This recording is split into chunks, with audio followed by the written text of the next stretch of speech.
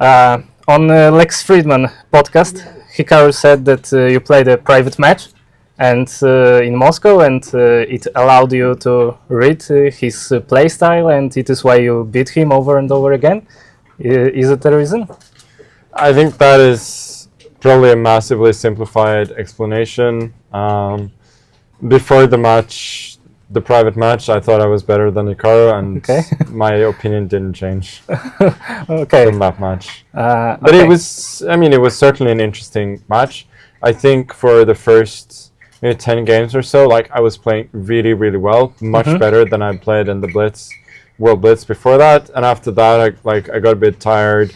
He started to get more into it, but also the games were a bit of a lower quality. So then it started to get more equal. Yeah, he has a lot of experience to play 10 hours a day or something. And do you often have such matches to train just?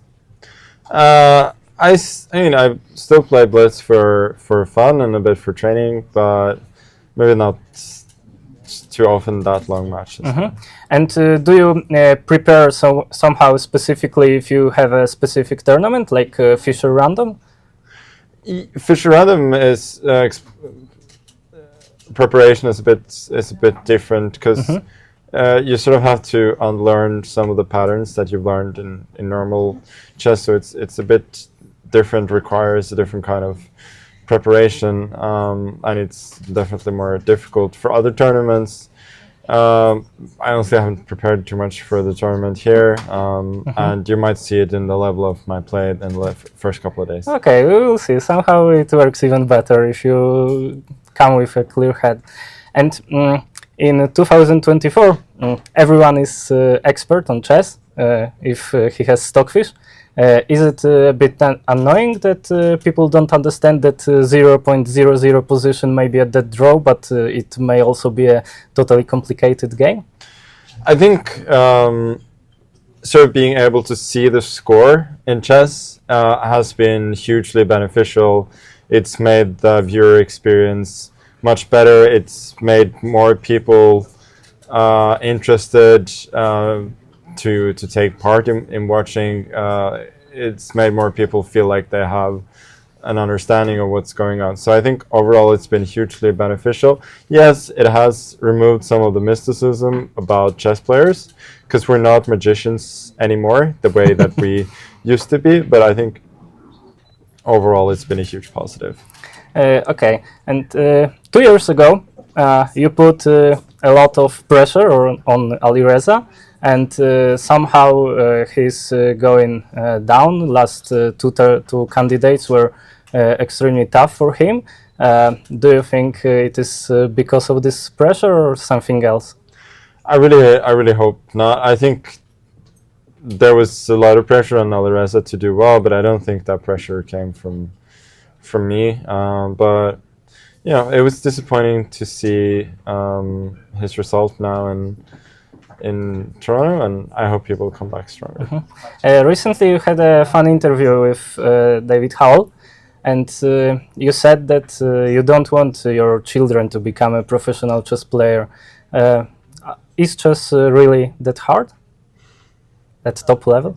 I think chess is hard mentally, and it sounds like it, but there's also, it's not so easy to make it at a high level. So unless you become one of the very best players in the world, you're going to struggle a bit. Now you may or may not like the lifestyle of a chess player, but I wouldn't encourage my children to become professional chess players. But if that is what they want to do, I wouldn't discourage it either. Then of course I would, but I wouldn't like push them to do it. That's I understand. So we are run out of time. Thank you. Thank you. And good luck. Thanks. You are the oldest player here with us. Yes, the times go by. So you are facing younger players here in Warsaw. How do you feel in such a role? I'm very happy to be the only representative of people of adults, you know, 30 and older. And, You are allowed to drink alcohol, for example. Yeah, for instance. It's going to be an interesting challenge for sure. I've played tournaments where there's a mix, but I don't think I've played a tournament like this where it's almost exclusively young players. So it's going to be fun, and it's sometimes it's easy to underestimate younger players because you don't know like how quickly they develop. Like you expect them to have a certain level, and then the very next tournament they've actually gotten a bit better. So it's going to be super fun and super interesting to see, and hopefully I can still teach them a thing or two. I wanted to ask you guys, how does it compare to different countries you've played in? I know that in India chess is extremely popular, but how does it compare? How does Poland and the energy you see here compare to other countries? And the crowds here compare very favorably to crowds in other countries. As you mentioned, in India chess is extremely popular. There are like crowds in specific places in other countries, but it's always a joy to come here and see the passion that people have for chess. So yeah, it's good to be here. I have a question for Magnus, but it's not a question about chess or tournament, but everyone here is in a suit and you have a different, a little bit style of your looking. Which part of your looking is the most important for you? I wish I could give you a good answer. I haven't put much thought into anything. If you're referring to the shoes, I'm wearing the shoes because I feel comfortable in them. Apart from that, I don't know. I was wondering if you are able to name 3 chess players active currently in Spain or Latin America.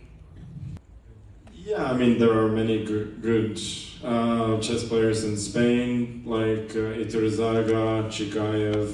I think Alexenko lives there as well. Okay, so I have a question for Gukesh, but then also for Magnus and Janek. Gukesh, do you consider yourself a favorite in the upcoming match against Ding Liren? And also I would like to ask when Gukesh answers for a prediction from Magnus and Janek. Sure, I mean it will be an interesting match for sure. I don't like making predictions of my tournaments, so yeah, what's in my control I'll try to do it at my absolute best. I'll try to work hard and play well.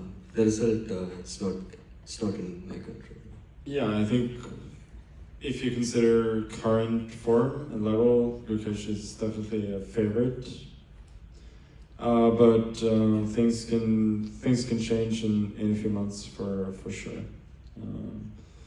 As a chess fan, it's going to be fun to see. Are you going to follow the match? I mean, really? Yeah, I mean, I don't hate chess. So. Okej, Janek? Myślę, że bardzo ciężko powiedzieć. Jest to głównie kwestia tego, w jakiej kondycji, jeśli tak naprawdę psychofizycznej będzie Ding. Myślę, że on jest mimo wszystko wciąż dużo bardziej doświadczonym zawodnikiem. Grał też mecz z Nepo, więc jeśli tak wyrażę górnolotnie, jeśli nie będzie brakiem człowieka, to mimo wszystko bym ustawiał Dinga. Okej.